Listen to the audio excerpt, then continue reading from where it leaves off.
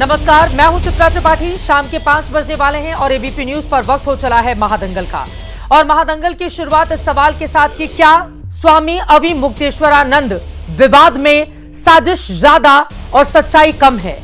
क्योंकि हर दिन इस विवाद में एक नया चेहरा जुड़ता हुआ चला जा रहा है और बिना सबूत शंकराचार्य के खिलाफ आरोपों की नई फाइल खोल दी जाती है। और इस सीरीज में अब आज एक नया नाम जुड़ गया है, भूमिका द्विवेदी का। भूमिका द्विवेदी एक लेखिका हैं और वो स्वामी अविमुक्तेश्वरानंद के वाराणसी आश्रम विद्या मठ में 2 महीने रहीं और उन्होंने आरोप लगा दिया है कि विद्या मठ पारंपरिक आश्रम जैसा नहीं है। वहां पर कई आपत्तिजनक और सीक्रेट जगह हैं।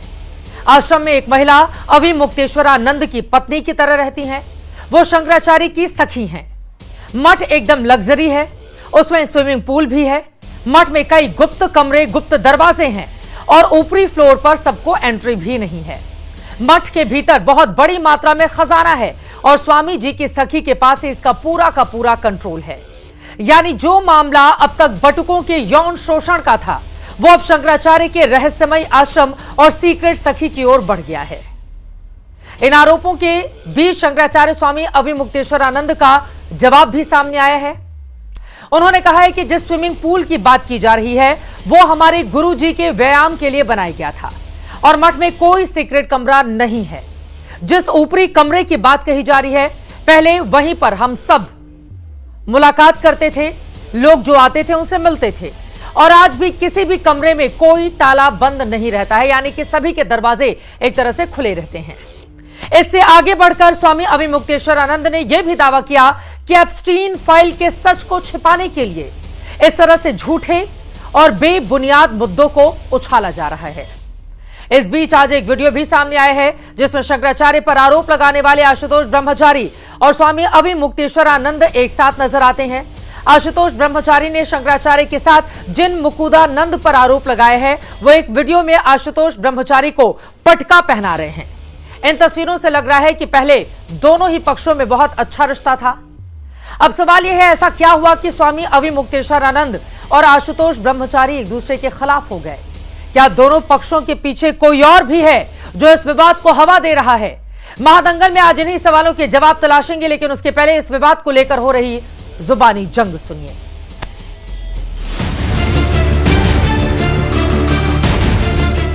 एक ही महिला है, मालकिन है पूरे इसकी, वो उनकी सखी हैं। मैंने पूछ लिया अभी उनसे कि आप इनकी कौन है, तो बोली सखी समझ लो। बहुत उसे बोली सखी समझ लो। पूरे मठ में कहीं भी हमारा ताला नहीं लगता है, लगभग सारे दरवाजे खुले ही रहते हैं। हमारे मठ में कोई भी चीज़ ऐसी नहीं है जो किसी से छिपाई जाती हो। संगमरमर की बिल्डिंग है पूरी, ये जो लिफ्ट है, ये जो स्विमिंग पूल है, ये सब बातें मुझे नई लग रही थी। जहाँ तक स्विमिंग पूल की बात है कि हमारे गुरुजी महाराज का स्वास्थ्य जब ज़्यादा खराब हुआ था, वैद्यों ने उनको कहा था कि आपके शरीर में व्यायाम की आवश्यकता है। उनके लिए थोड़ा सा एक गड्ढा बनाया गया था जिसमें वो चल करके व्यायाम कर सकें। एक ही महिला है, मालकिन है पूरे इसकी विद्या मठ की। वहाँ पे अगर पत्ता भी इधर से उधर होगा, अगर वहाँ पे एक जर्रा भी इधर से उधर होगा, तो शी हैंडल्स।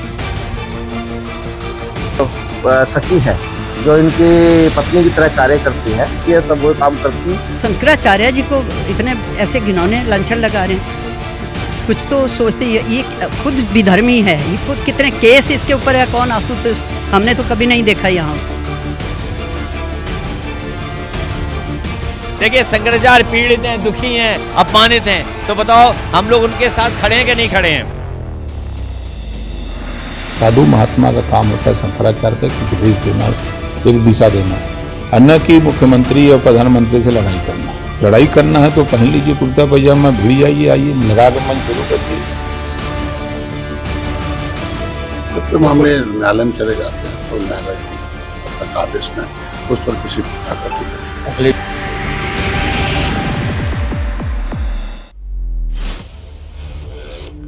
तो कई ऐसे सवाल हैं जिसको लेकर बड़ी चर्चा हम करने वाले हैं। हर दिन आरोपों की नई नई फहरिस्त सामने आ रही है। अब सवाल यह है, क्या ये सब कुछ प्री प्लान तरीके से हो रहा है या वास्तव में जो आरोप शंकराचार्य के ऊपर लगाए जा रहे हैं उन आरोपों में दम है? इसी पर करेंगे चर्चा। खास मेहमानों की मौजूदगी है, उनका तारुफ परिचय आपसे करवा देती हूं।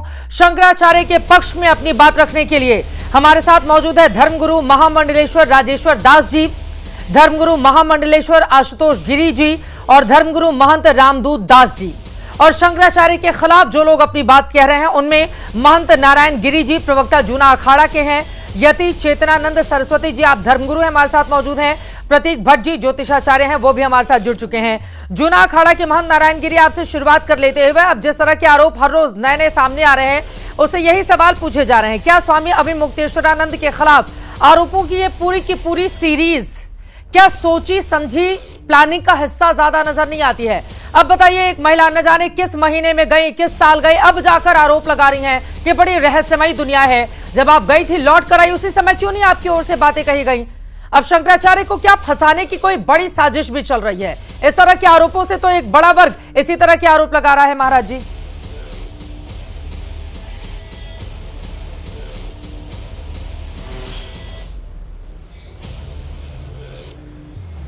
क्या मुझे बोलना है? मुझे स्क्रीन नजर नहीं आ रही। जी आप ही से ये सवाल है मेरा। महंत नारायण गिरी जी, महंत नारायण गिरी जी आपसे ही ये सवाल है।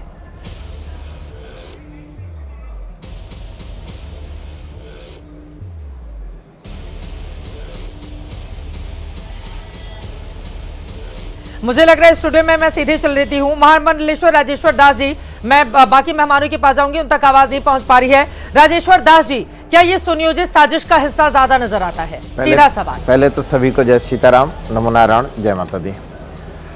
देखिए कि जो पूज्य पाद शंकराचार्य जी के ऊपर ये न्यायालय में केस है, या यहाँ गंभीरता की बात है कि केस लगाने वाला कौन है, क्या उसका चरित्र है, क्या किस प्रकार से है, क्योंकि सनातन धर्म पर प्रतीक चिन्ह लग गया है।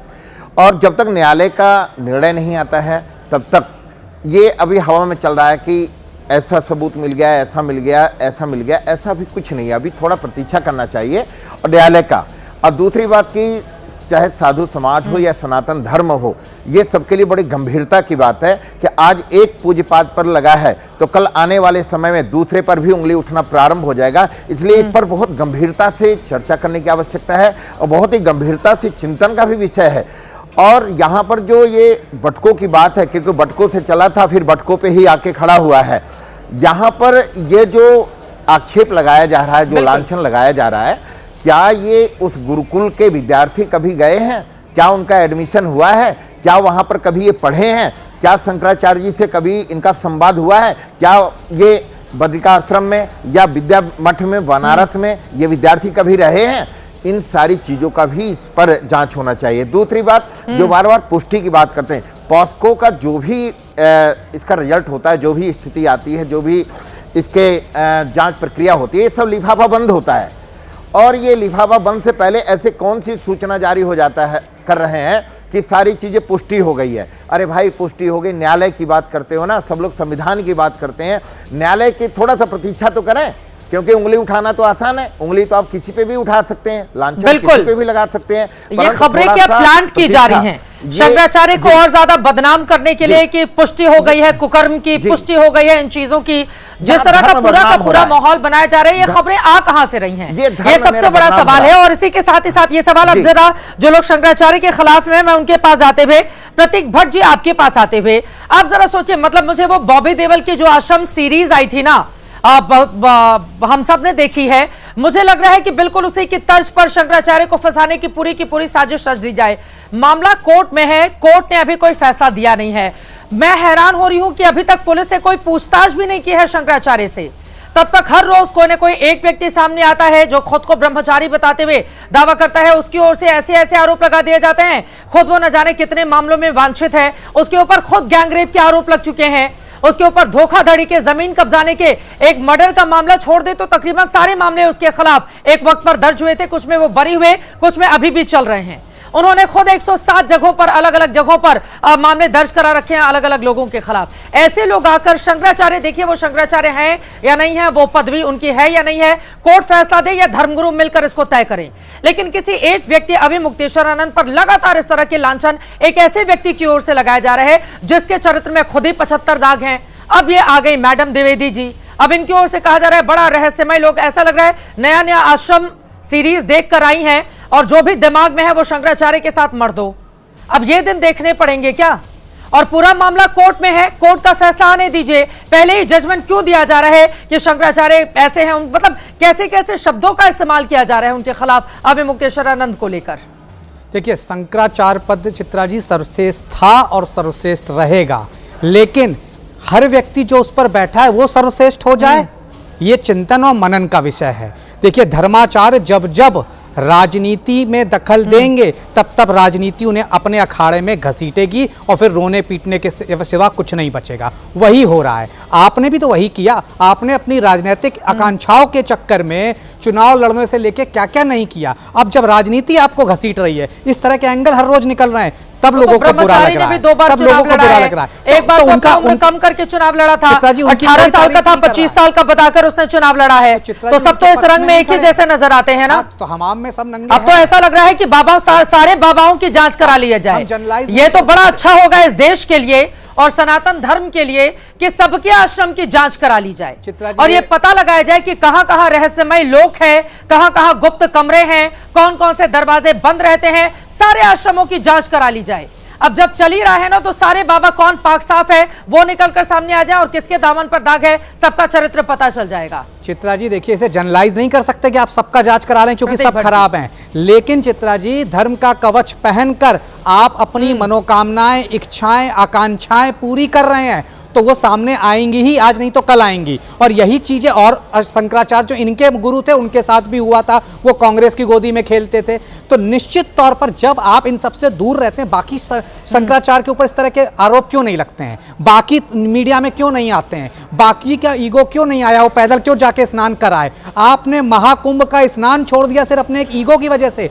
अगर अभी भी सब संतों को यह समझ नहीं आ रहा है कि इनका ईगो, इनकी हठ धर्मिता कहीं ना कहीं स्नान और धर्म और सनातन से ऊपर चली गई है, तो इसके आगे मैं क्या कहूँ। निश्चित तौर पर अगर उसका त्याग कर देंगे, ज्ञानी मानी होता है, लेकिन जब मानी इतना अभिमानी हो जाए कि उसे अपने अलावा कुछ ना दिखे, उसे लगे शासन, सत्ता, राजनीति सब मेरे अंडर है, तो उसका कहीं ना कहीं उसके दिन फिर सही नहीं रहते हैं। और वही हो रहा है जो आप देख रहे हैं, हर दूसरे दिन एक नया मौका निकल रहा है, हर दूसरे दिन एक नया आदमी आ रहा है। बोल रहे हैं कि राजनीतिक पंगा लेने की सजा मिल रही है इनको। राजनीतिक पंगा नहीं, जब धर्माचार्य समझ में आया कि इन्होंने राजनीतिक जो बयानबाजी दिए थे, हालांकि इनके गुरु को आपने कांग्रेस से जोड़ा। अभी हाल ही में इनका शंकराचार्य जी का बयान आया था, इन्होंने कहा कि राहुल गांधी हिंदू नहीं है और उनको मंदिरों में जाने से रोक दिया जाए।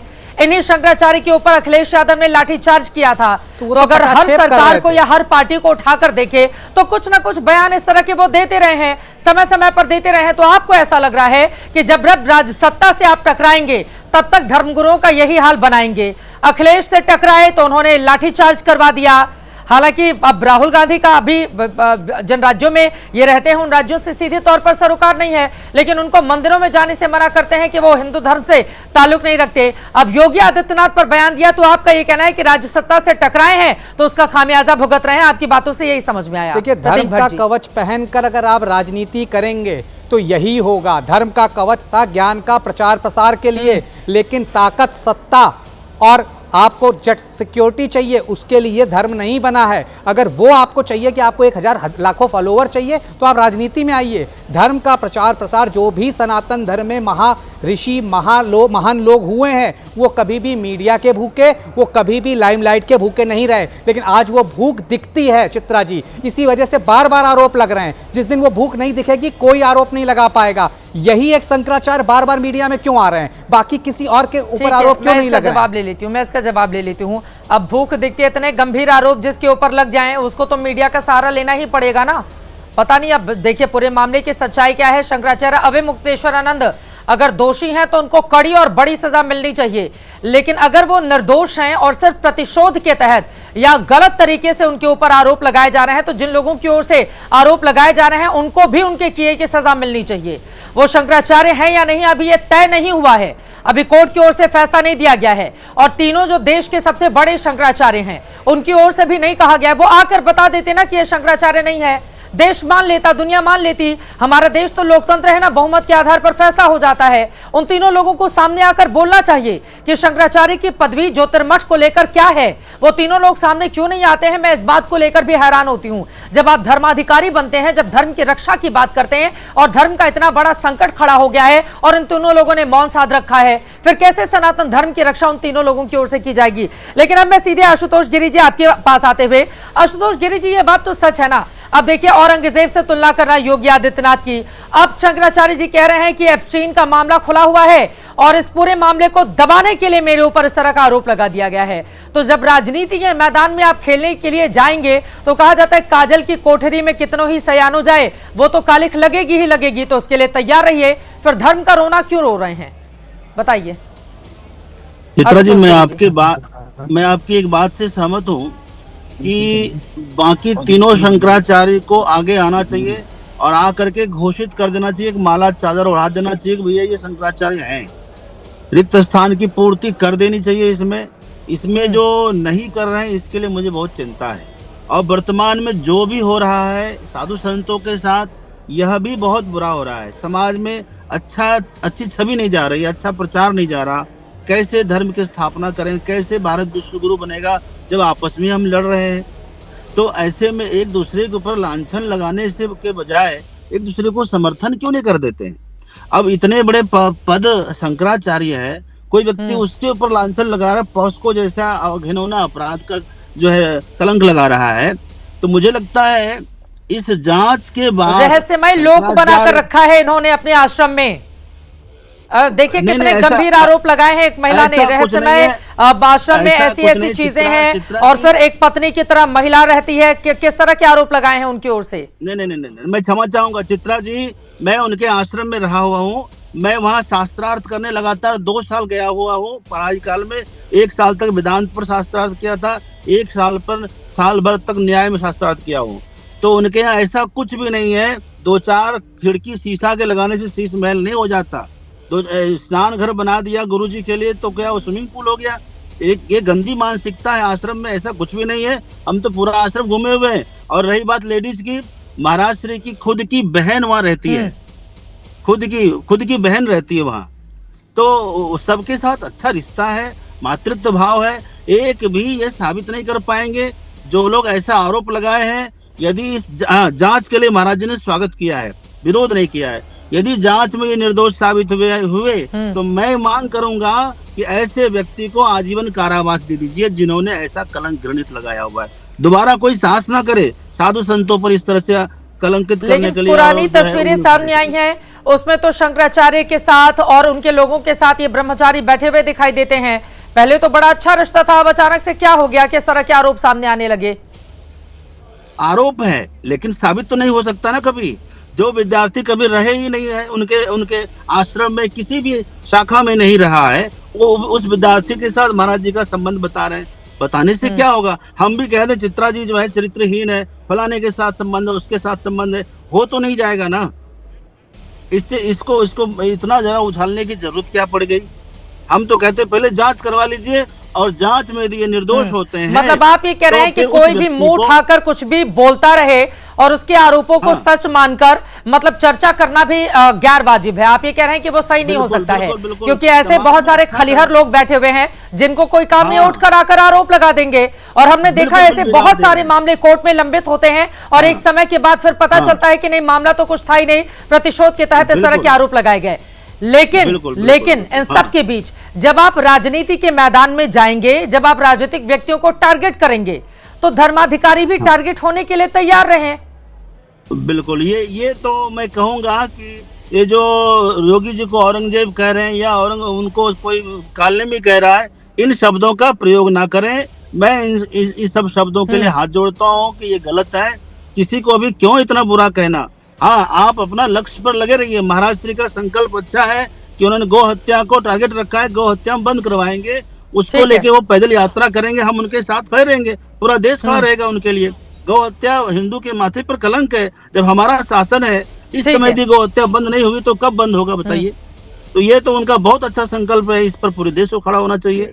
ठीक है। अब खामखा उनके ऊपर कलंक लगाने करके उनको रोकने का प्रयास किया जा रहा हाँ, है। यकीनन ये कुछ सब ठीक ऐसे नहीं। मुद्दे हैं जिस पर सनातन धर्म को मानने वाले लोग खड़े हो सकते हैं, लेकिन अभी तो शंकराचार्य को लेकर ही जो संत समाज है वो भी दो भागों में विभक्त बटा हुआ नजर आता है। और एक विभाग ऐसा भी है संतों का जो चुप्पी साध कर बैठा हुआ है, वो ये तय नहीं कर पा रहा है कि मैं इधर जाऊं या उधर जाऊं। संतों का तो ये हाल हो गया है, ये लोग क्या सनातन धर्म को लेकर आगे बढ़ेंगे। संतों का धर्म होता है धर्म की रक्षा करना।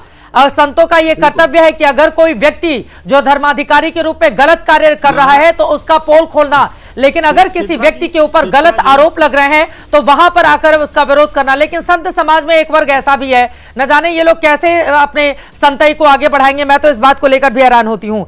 यति चेतनानंद सरस्वती जी, अब सीधे आपके पास आते हुए, जिस मैंने आश्रम सीरीज का जिक्र किया, एक महिला की ओर से किस तरह के आरोप लगाए गए कि एक महिला है ये जो पत्नी की तरह रहती हैं। अरे आश्रम में इतने सारे लोग रहते हैं, यकीनन जो महाराज जी होते होंगे 1 2 3 4 लोग उनके करीबी होते होंगे, तो उसको पत्नी का दर्जा दे जाना, ये तो आश्रम में जाकर वही देखती थी।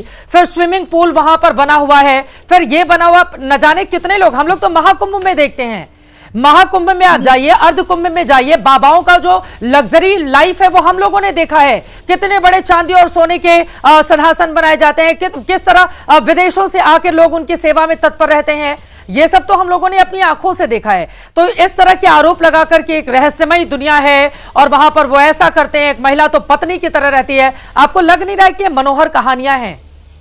और शंकराचार्य जैसी पदवी पर बैठे व्यक्ति, अभी वो शंकराचार्य हैं या नहीं है कोर्ट ने तय नहीं किया है, लेकिन वो लिखते तो शंकराचार्य हैं। एक बड़ा वर्ग मांगता भी है उनको कि वो शंकराचार्य हैं। प्रधानमंत्री नरेंद्र मोदी जाते हैं उनका पैर छूने के लिए, हमने देखा है एक कार्यक्रम में उन्होंने किस तरह से जाकर उनकी पूजा आराधना की थी, उनका पैर छुआ था और उन्होंने निकाल के अपना रुद्राक्ष उनके गले में पहनाई थी, और उस व्यक्ति को अब हम आकर इस तरह से लांछन लगा रहे हैं। देखिए चित्रा जी, जो जिस तरीके से ये महिला बात कर रही हैं, मैं आपको ये बता दूं कि सनातन की परंपरा में जो ऋषि हैं, जो सन्यासी हैं, वो हमेशा से वैभवशाली रहे हैं, वो कभी भी दीनहीन नहीं रहे। हमारे ऋषियों की परंपरा बहुत समृद्ध है, बहुत शक्तिशाली है और बहुत ही वैभवशाली है। तो मुझे नहीं पता कि कौन लोग किस तरीके का आरोप लगा रहे हैं, लेकिन मैं इतना जरूर कहना चाहती हूँ कि देखिए न्यायालय के माध्यम से ये बात दायर किया गया है, इसमें मेडिकल जांच हुई है अभी, और शायद कुछ खबरें ऐसी आ रही हैं, अभी शायद इसकी पुष्टि नहीं है, लेकिन ऐसी खबरें आ रही हैं कि उसमें यौन शोषण की पुष्टि हुई है। अब ये मामला कोर्ट में लंबित है, तो मुझे लगता है कि हम लोगों को सभी को यौन शोषण की पुष्टि हुई है। यौन शोषण किसने किया है? शंकराचार्य से ना पूछताछ हुई, ना कोई सबूत इकट्ठा किए गए। यौन शोषण की पुष्टि हुई है, किया किसने है ये बता दीजिए आप। चित्रा जी, या तो मेरी बात सुन लीजिए या फिर मैं अपनी बात को विराम दे देती हूँ, मैं आपकी सुन लेती हूँ, दोनों में से एक तो बोलेगा ना। आपने मेरी बात को बीच में किया किसने है? मैं चेतनानंद सरस्वती जी सिर्फ ये पूछ रही हूँ, किया किसने है? तो सुन लीजिए ना, मैंने आपने शायद मेरे शब्दों पे ध्यान नहीं दिया। मैंने कहा ये मामला न्यायालय में लंबित है और न्यायालय से ही तय होगा। अभी इसमें ट्रायल होना है। अभी शंकराचार्य जी को, हम भी उनको शंकराचार्य मानते हैं, हम उन्हें पूजित मानते हैं, और हम ये मानते हैं कि इस तरीके का आक्षेप अगर किसी व्यक्ति ने लगाया है और वो आक्षेप यदि सिद्ध नहीं होता तो कठोरतम दंड दिया जाना चाहिए ऐसे व्यक्ति को जो सनातन पर ग्रहण लगाने का कार्य कर रहा है। लेकिन कोई भी पदवी इस देश के संविधान से बड़ी नहीं हो सकती चित्रा जी। अगर शंकराचार्य जी आरोपित है और उन पर ये आरोप सिद्ध होते हैं, अगर उन पर ये आरोप सिद्ध होते हैं तो फिर न्यायिक प्रक्रिया का सामना करना पड़ेगा। मैंने इस बात को बहुत स्पष्ट कहा है कि अभी एक लंबा प्रोसीजर है, उन पर आरोप लगाए गए हैं, ये आरोप सिद्ध नहीं हुए हैं। अभी वो अपराधी नहीं है, अभी उन्हें अपराधी की श्रेणी में नहीं रख सकते, और जब तक वो अपराधी घोषित नहीं होते तब तक अरे बातें तो वैसे ही की जा रही हैं कि उन्होंने अपराध किया है बहुत बड़ा। उनके ऊपर जिस तरह के आरोप लगाए जा रहे हैं, वो जो बाबा ब्रह्मचारी है उनकी ओर से कहा जा रहा है कि इनको तो मैं सबक सिखाऊंगा, इनको ये करूंगा। मतलब आप जरा सोचिए, जिसके ऊपर इतने आरोप लगे हैं, जिस व्यक्ति के खुद के ऊपर गैंगरेप के आरोप एक वक्त पर लगे थे, जो व्यक्ति ने एक मंदिर पर कब्जा करके रखा हुआ है, उस व्यक्ति के ऊपर भरोसा करके शंकराचार्य की पदवी को लेकर इतने सवाल यहाँ पर खड़े किए जा रहे हैं। मैं तो हैरान हो रही हूँ इस बात को लेकर। और हमारे तमाम बाबा जो बड़े बड़े बाबा हैं, जो बिल्कुल सन्यासी जीवन जीते हैं, जो तप बल के आधार पर अपने आप को बड़ा करते हैं, वो क्यों नहीं आकर सनातन धर्म की रक्षा करते हैं? ऐसे बाबा जिसके ऊपर इतने गंभीर गंभीर आरोप लगे हो, कई आरोप लगे हो, वो भगवा चोला पहनकर आप लोगों को बदनाम कर रहा है। मैं समझ नहीं पाती। और अगर वो पाक साफ है तो उसको बताइए कि उसके खिलाफ भी साजिश रची गई है। लेकिन ये तो सनातन धर्म को बदनाम करने, ये तो साजिश चल रही है, ये तो बहुत बड़ी साजिश चल रही है और बाबा लोग इसके हिस्सेदार बन रहे हैं। मैं तो इस बात को लेकर हैरान हूं। हाँ बोलिए, आप अपनी बात पूरी कीजिए, फिर मैं बाकी लोगों के पास जाऊं। पूरी कीजिए बात। देखिए चित्रा जी, सबसे पहली बात तो आशुतोष को सन्यासी मांगना ही अपने आप में बहुत हास्यास्पद है। और दूसरी बात यह है कि ये आशुतोष का मामला नहीं है, ये उन बटुकों का मामला है जिन पे अपराध कारित किया गया है। अब सिद्ध ये करना है कि अपराध किसने कारित किया, किसके द्वारा ये अपराध किया गया। आशुतोष इसमें एक वादी हो सकता है, लेकिन वो पीड़ित पक्ष नहीं है। पीड़ित पक्ष है बटुक ब्राह्मण, और उन बटुक ब्राह्मणों पर किस व्यक्ति ने दुराचार किया, न्यायालय के माध्यम से इसको साफ किया जाना चाहिए और इसको साफ किया जाएगा। तो हम अपने को धैर्य और सीमा में बांध कर रखें, मर्यादा रखें। और आशुतोष को मेरा निवेदन है, उसको सन्यासी और सीमा में बांध कर रखेंगे।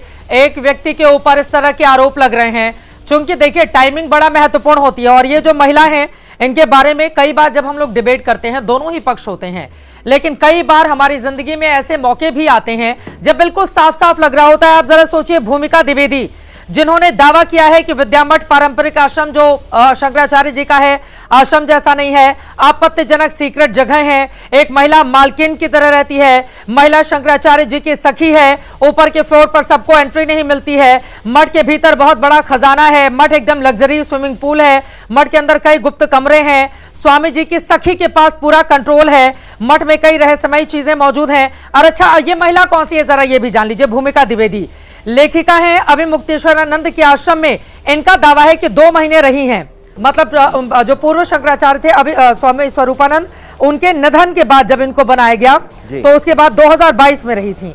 अब सवाल यह है कि 2022 में अगर ये रही, आज क्या है 2026 है, 2022 की बात में मुंह खोल रही हैं 2026 में आकर। पहले तो जाकर आश्रम में रहती हैं, चुप्पी 4 सालों तक साध लेती हैं और 4 सालों के बाद आकर अपना मुंह खोलती हैं। अब ऐसे लोगों की बातों पर भी कितना भरोसा किया जाए, यह भी अपने आप में बेहद महत्वपूर्ण है। लेकिन अब मैं सीधे बाकी मेहमानों का रुख करते हुए आपके पास आना चाहूंगी, महंत रामदूत दास जी। देखिए, यह बात बिल्कुल सही है कि जो राजनीतिक मैदान में उतरेगा, वो धर्माधिकारी हो या कितना भी बड़ा कोई व्यक्ति हो, वो भी घेरा जाएगा ही जाएगा। और शंकराचार्य को देखकर ऐसा लग रहा है कि यकीनन जिस गली में उन्होंने अपने पैर रखे हैं तो आपके ऊपर भी लांछन लगेंगे ही लगेंगे। मामला कोर्ट में है तो पहले ही उनको पाक साफ बताने की जल्दबाजी क्या है? महंत रामदूत दास जी, क्यों नहीं कोर्ट के फैसले का इंतजार कर लिया जाता है? देखिए चित्रा जी, ये आरोप काफी समय से पूज्य शंकराचार्य जी पर लगते रहे हैं कि वो राजनीतिक गलियारों में अपने बयानबाजी को दर्शाते हैं। लेकिन मैं ये पूछना चाहता हूं कि क्या कांग्रेस का पक्ष लेना या कांग्रेसी होना इस देश में एक अपराध है, या फिर अभी हमारे सहयोगी भट्ट साहब कह रहे थे कि वो कांग्रेस की गोद में बैठे रहते हैं। जो साधु संतों पे गोली चला चुका है वो अपराधी है? कांग्रेस को आप कैसे कह सकते हैं वो अपराधी नहीं है? साधु संतों पे गोली चलाई थी। मैंने आपको बहुत पेशेंस के साथ सुना, सुन लीजिए। क्या भारतवर्ष में अब भारतीय जनता पार्टी डिसाइड करेगी कि कौन साधु है कौन नहीं है? अगर आज अभिमुक्तेश्वरानंद जी जाके बीजेपी में सम्मिलित हो जाते हैं तो क्या ये सारे दोष हटा दिए जाएंगे उनके ऊपर से? क्या माफी मांग ली जाएगी आशुतोष ब्रह्मचारी जी के द्वारा? और दूसरी बात, अगर कहीं ना कहीं आप कह रहे हैं कि माफी मांगने का तो विषय नहीं है, जो न्यायालय के माध्यम से मामला दर्ज किया गया है रामदूत यति जी, मैंने आपको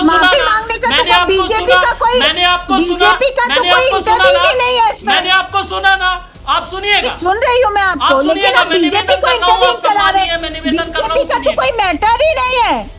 मैं अरे आप न्याय आप तो राजनीतिक, सुनिएगा। आप धर्म का चोला ओढ़कर राजनीतिक चोला नहीं पहन सकते।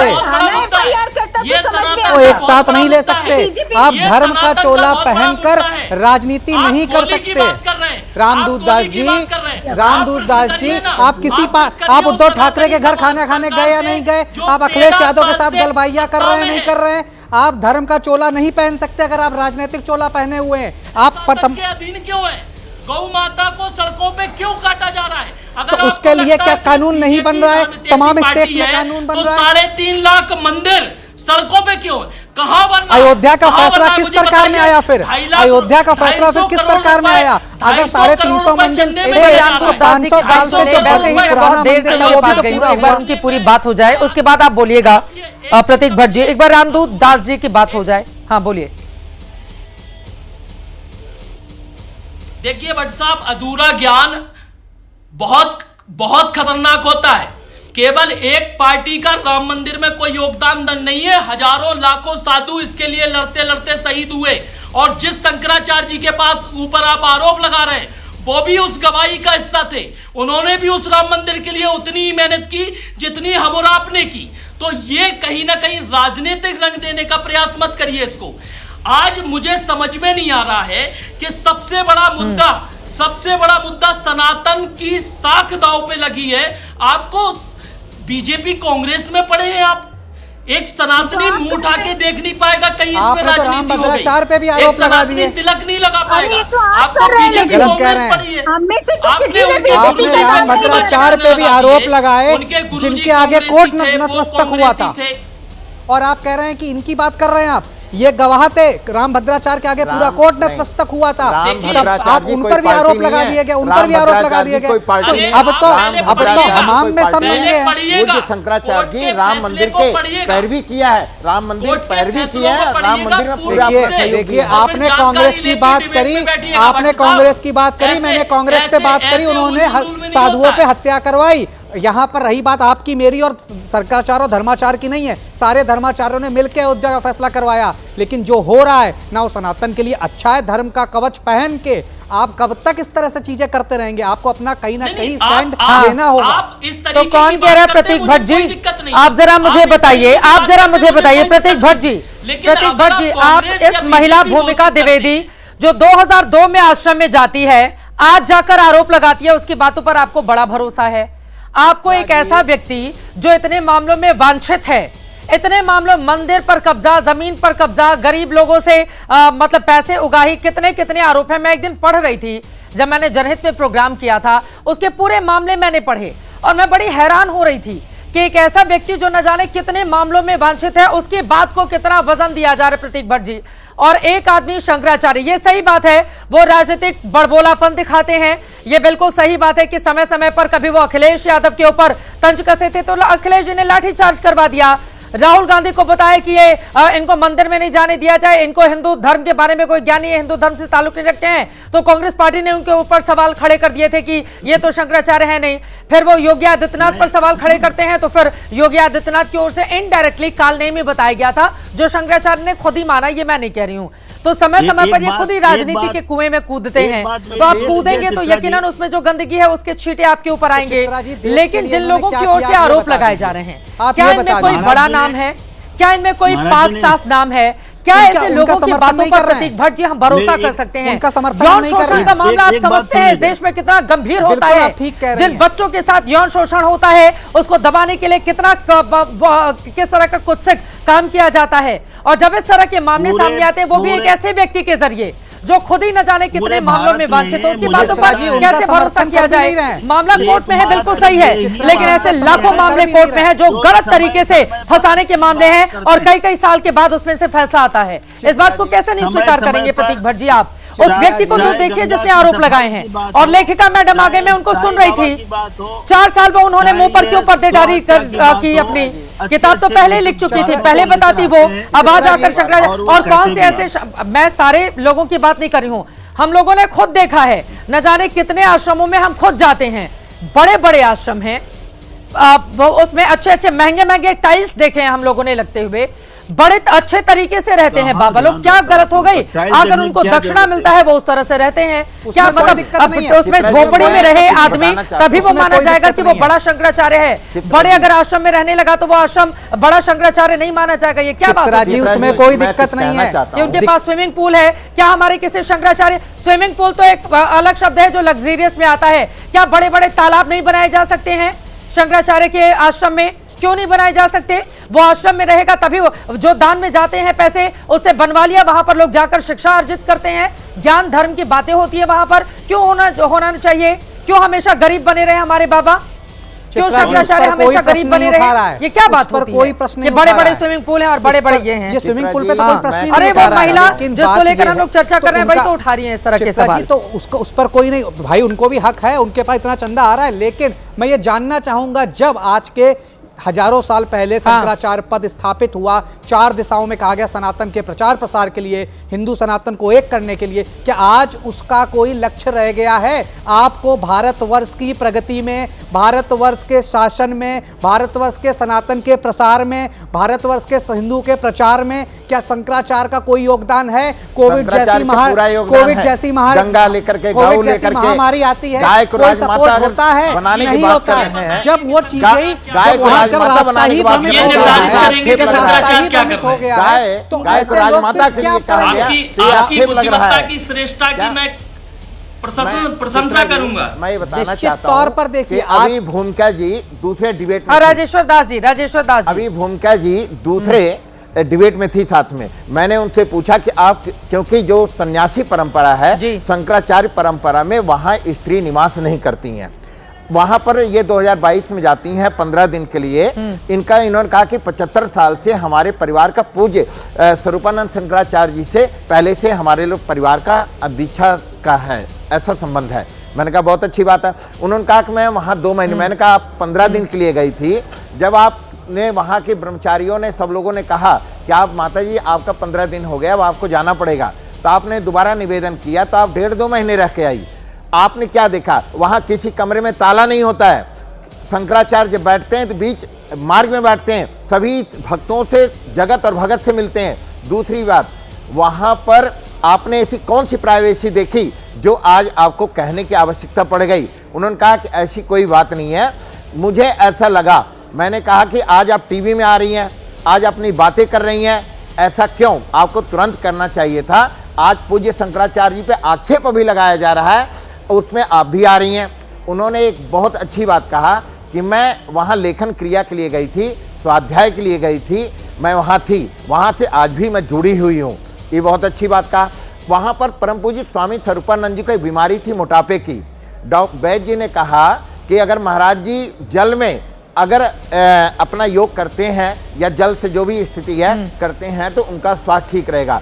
वहाँ पर जो लिफ्ट लगी है, केवल एक व्यक्ति उसमें प्रवेश कर सकता है। स्ट्रेचर अगर केवल महाराज जी का व्हील चेयर जाता था और सीधा वहाँ जाता था।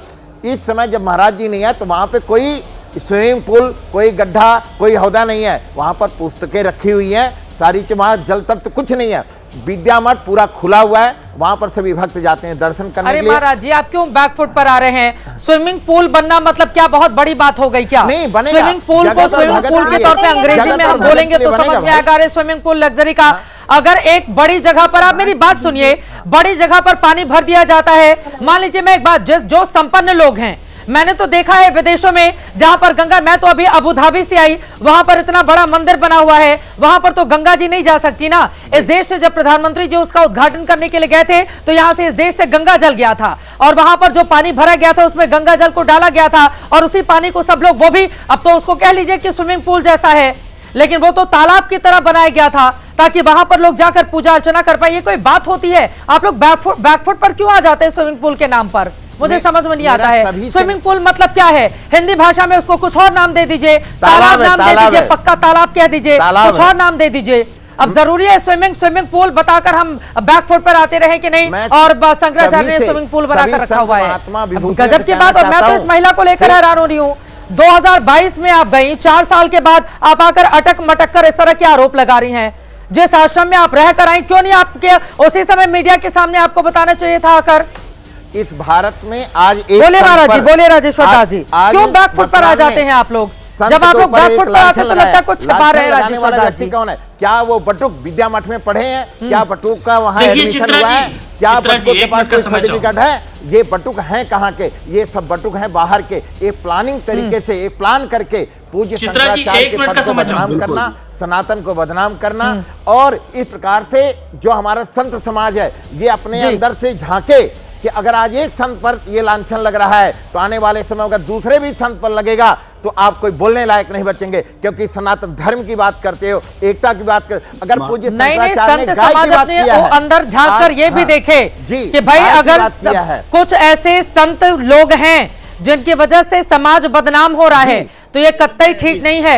अगर आपने धर्म का चोला पहन कर रखा हुआ है तो उसकी मान मर्यादा, उसका सम्मान, उसका पूरा ख्याल आपको करना पड़ेगा। अगर आप ईश्वर की शरण में हैं तो सत्य, अहिंसा और इसी के साथ ही आध्यात्मिकता की राह पर आप आगे बढ़िए, और जो लोग इसको बदनाम कर रहे हैं उनके खिलाफ खड़े हुए ऐसे लोगों को निकाल कर बाहर कीजिए, चाहे वो कोई भी हो, कितने भी बड़े पद पर तैनात हो। महाराज जी आप कुछ बोलना चाह रहे थे, हमारे दूसरे महाराज जी बोलिए, 1 मिनट का समय मांग रहे थे आप, बताइए। ने कहा है न्यायालय का मैं सम्मान करता हूँ, जांच जो भी जांच करना है आप जांच कीजिए और जांच में पूरा सहयोग देंगे, किसी प्रकार चिंता नहीं। बस प्लीज 1 मिनट दे दीजिए प्लीज। जी जी 1 मिनट बोलिए। चित्रा जी अभी इतनी सारी चर्चा में जो मुख्य केंद्र बिंदु हैं वो भूमिका द्विवेदी हैं, जिनकी कहीं ना कहीं भूमिका पे संदेह बन रहा है। भूमिका द्विवेदी जी ने अपने स्टेटमेंट में कहा कि वो मई 2022 तक वहां रुकी 15 दिन।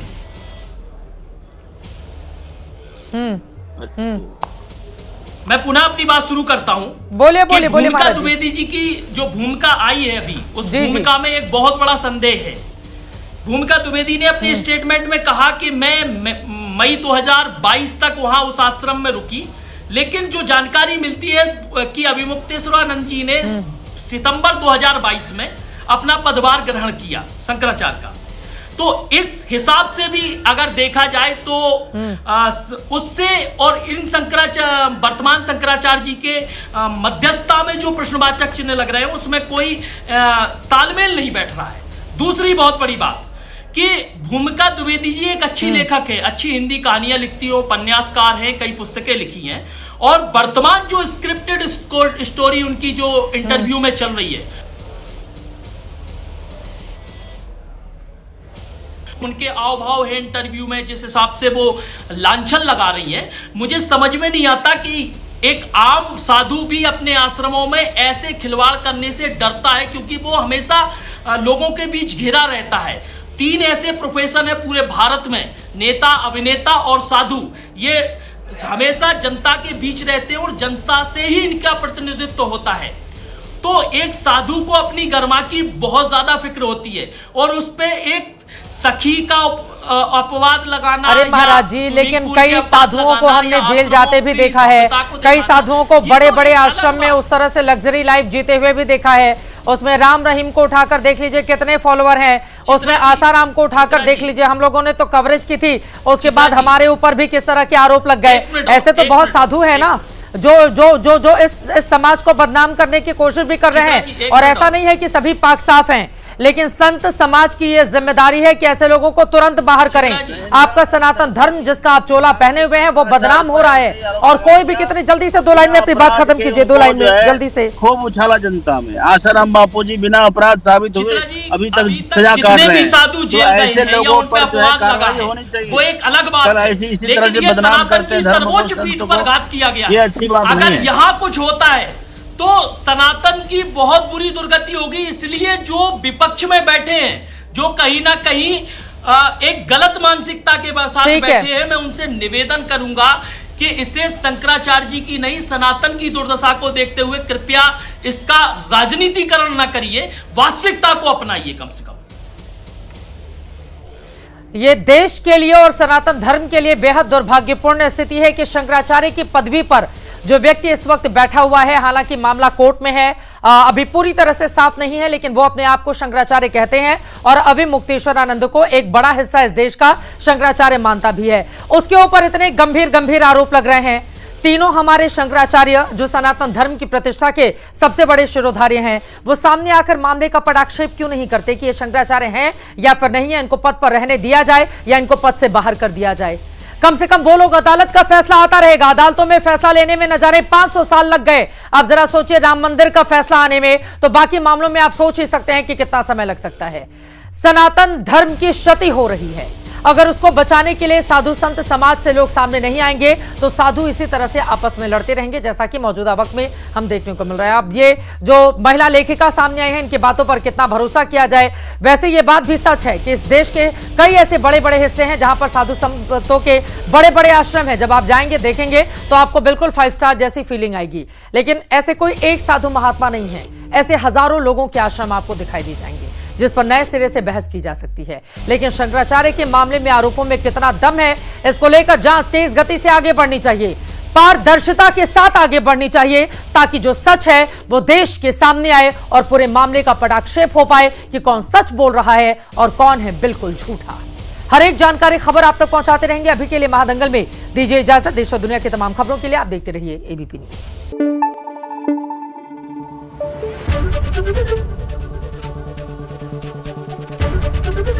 एबीपी न्यूज आपको रखे आगे।